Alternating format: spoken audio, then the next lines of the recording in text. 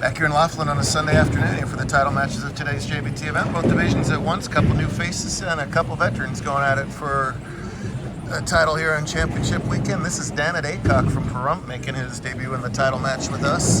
He is the one getting 2 pins of handicap against 16 seed Braden Sabella, who survived match play all the way here to the final. And a rough start for Dan here in the first as he almost turned that into a better start.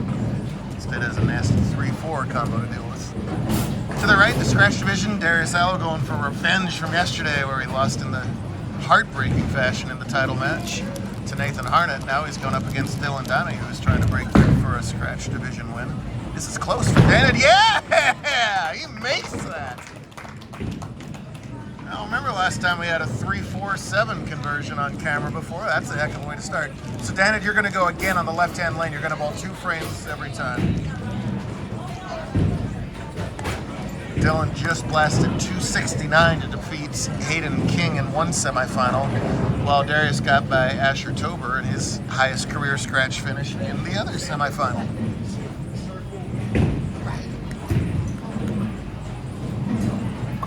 See if Donahue can keep that momentum.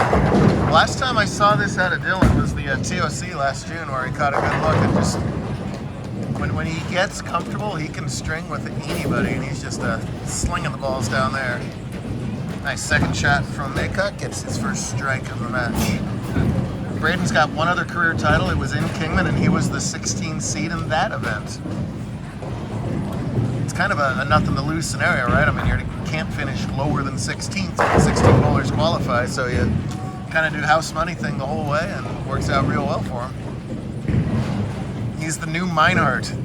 Jasmine Meinhardt used to always do that.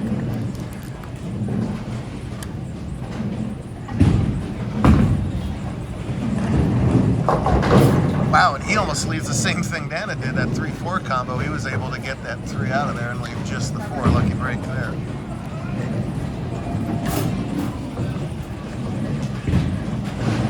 Darius, the ripe old veteran of this bunch. Him and the Allo clan have been around this tour for a long time and still have a long time to come. Playing in a similar spot on the lane as yesterday, but a totally different lane pattern. We bowled an Eiffel Tower yesterday, which is fairly flat. This is Big Ben, which is fairly sloped, leading to much higher scores today. Plus 100 handicap division cut.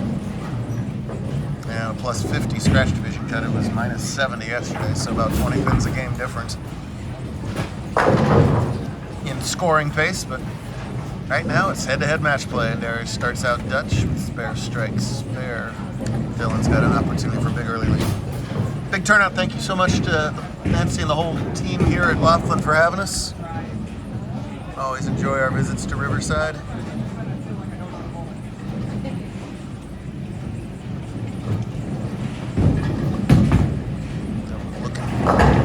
Oh yeah, I guess that 5-7 to tilt for the early double.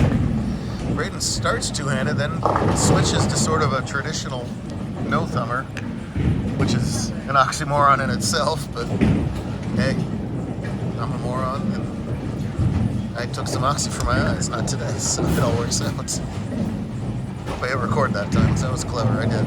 Very good. Out of trouble, leaves a makeable 2-pin. Got to make your spares in these title match situations. For the lower averages in the handicap division, it so often comes down to spares that should have been made and spares that weren't made. 162 average entered today, qualified 16th and last at plus 111. Got through 3 matches to get to this opportunity. Aycock qualified 7th. See you later, man. Way over his 159 entering average, including a 278 scratch game back in Game 7 of the tournament. That fueled this match play run that he's having. Joy to my heart, he's throwing a teal Rhino Pro. It's all I threw for a couple years back in the 90s. Everything old is new again, right?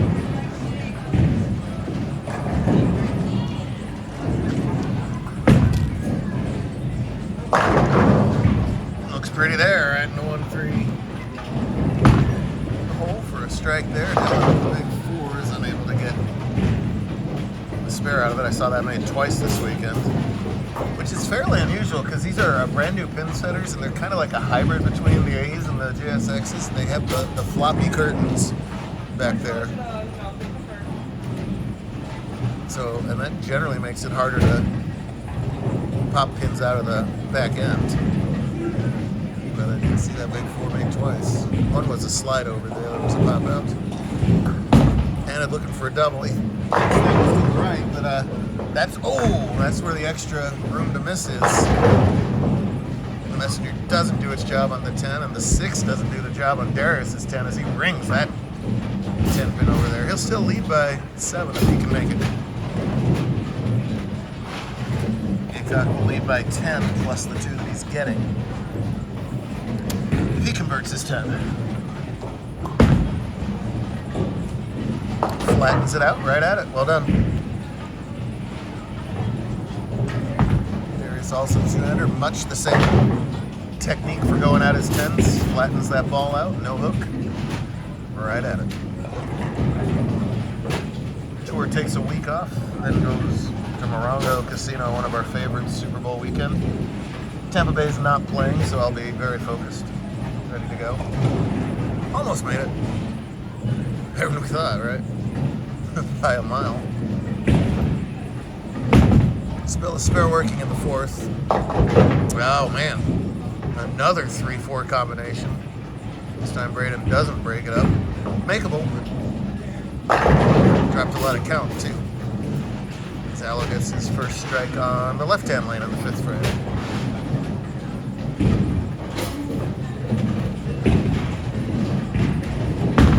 Slide the 3 over into the 4 zone. That's the right idea, but just a little too much of that 3 pin leaves him open in the 4th. First of a match by either bowler. Let's see what Donahue can do with his open working.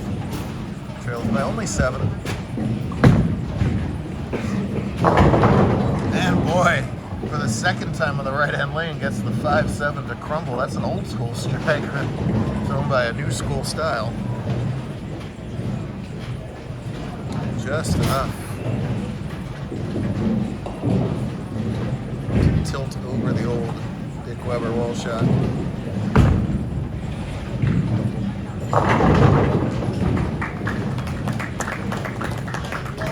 More traditional light hit there, gets the job done. Second strike of the match for Sevilla. Dylan to grab the lead in the 6th. Catch it here. Look at that. Saws that rack apart, no doubt there. Lead change halfway through the scratch title match. And it is 15. Asked him if he was a sophomore, and he looked at me like I was talking Greek. I didn't realize he was homeschooled, so he's progressing along as a 15-year-old. That's all we can say there.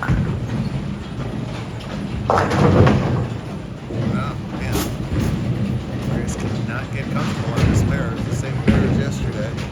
182 was enough to tie the title match yesterday. I highly doubt that'll be enough today. Let's see if he can make a second straight 10 pin. Gotta roll over. Nope, just not. First opener of the match for Acock gives him 97 through 5. And Eric Darius can't make the 310. Yikes! Run here on what's been an otherwise very high-scoring day.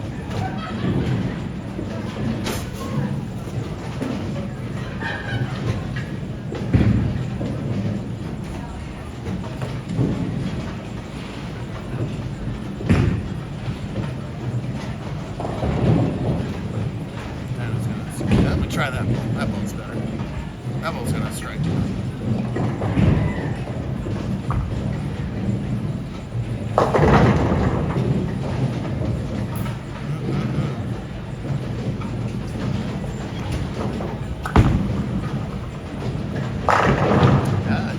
She knew what I was talking about. That ball should have spoken up sooner. That was perfect.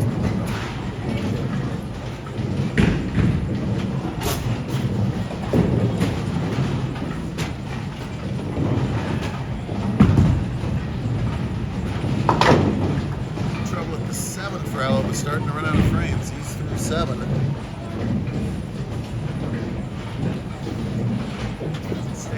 loses by 14. Dylan's got an opportunity to put a hammerlock down in this match. Big shots coming up for Donnie.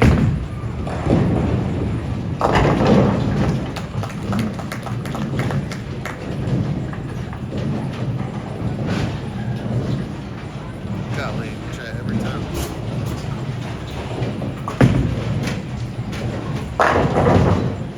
Pure.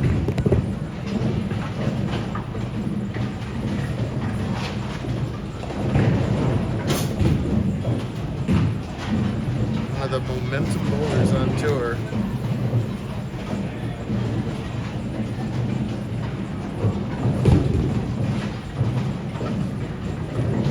This is right, he can take it all the way.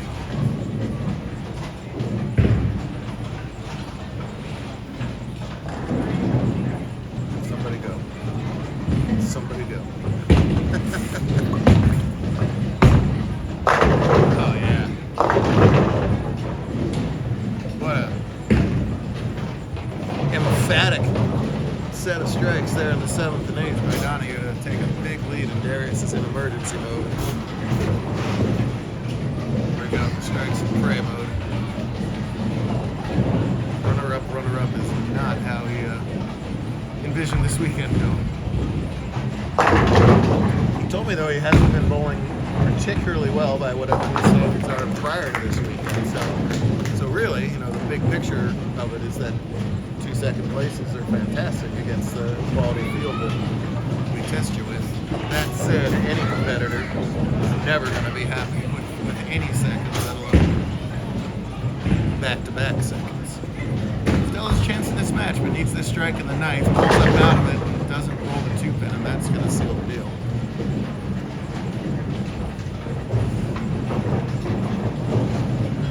He also thought he was going to be having lunch about 4 hours ago. He thought he was going to miss the first cut. Obviously, that did not happen. Aycock's got a big shot here. He's got a strike in the 6th. Leading in the match by 6 pins on the scoreboard. A chance to extend. Yeah, wow. Well, it went from ugly to merely unattractive, breaking up 4-9-10 into just a 9-10. This is much more makeable. Kind of shooting that 10 pin. If anything, they look just a pinch squeezed together, too. Or maybe that's literally my elbow. This could be close. Oh! After starting the game with a great split conversion, he is unable to make that 9-10, and the lead flip-flops in the 7th frame over here. Dylan's got himself a victory lap. That does not matter. Darius can do 197. Well, he somehow misses this 9 pins on 2 balls in the 10th. I don't think he's going to miss this. I think he's going to win the title with that shot. He does. And that'll be a happy ride back to Tucson. Donahue, as he notches a scratch title.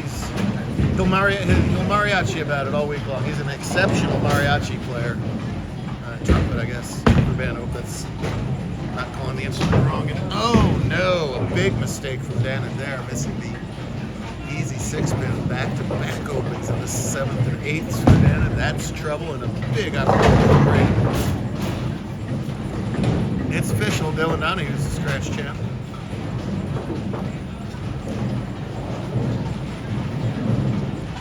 Braden Sevilla would like to become a 2-time champ. He's got a chance here. His lead is expanded to 15. Courtesy of Aycock. Let's see if he can capitalize.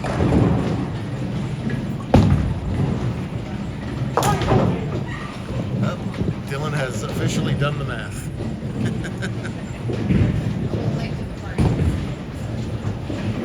Some bowlers are scoreboard watchers and they know to the pin where they're at every single frame. Dylan's just throwing the strikes and see what works out.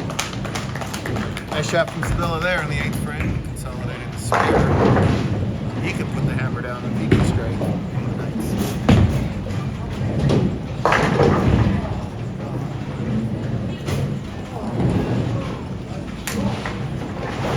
Oh, Jerry Goffers.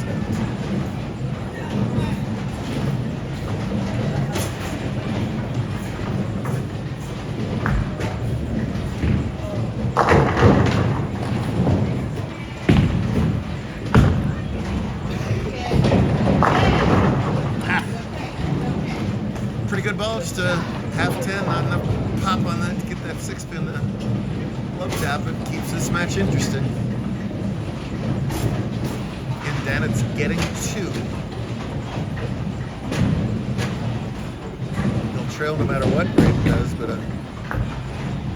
there's really bad. Dana missed his, and Braden is going to miss his as well. Oh, I don't want it, you take it. No, I don't want it, you take it. No, I don't want it, you take it.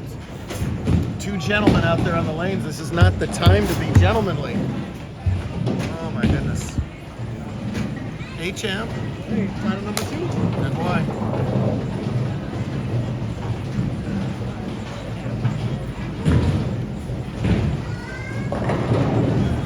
Well, listen. Title matches are nerve-wracking. You're only 2 bowling. Does not have a title with us. He has one with the LV YBT Tour. There's still 2 experiences. Let's see if we can get it back together. Ah, come on, 4-pin.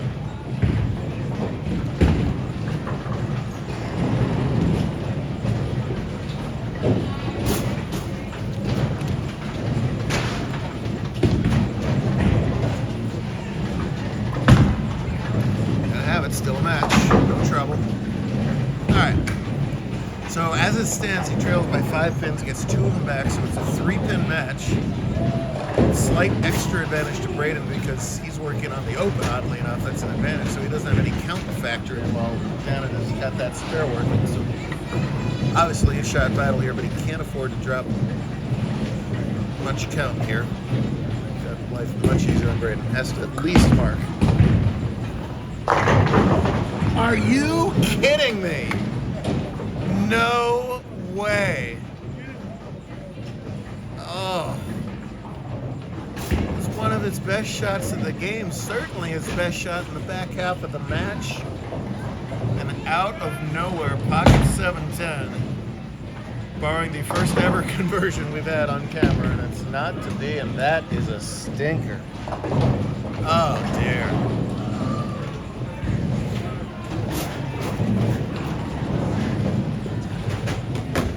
Good shot, maximum penalty. Bowling is a heartbreaking sport that way sometimes.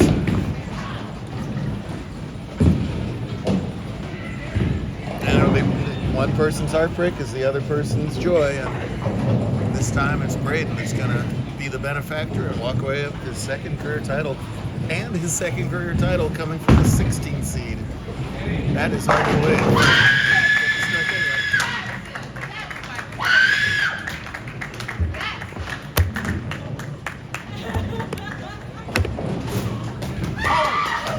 Holy.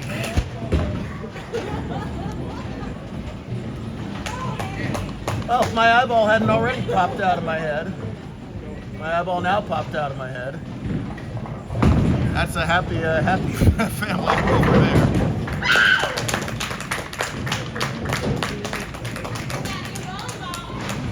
Oh my goodness.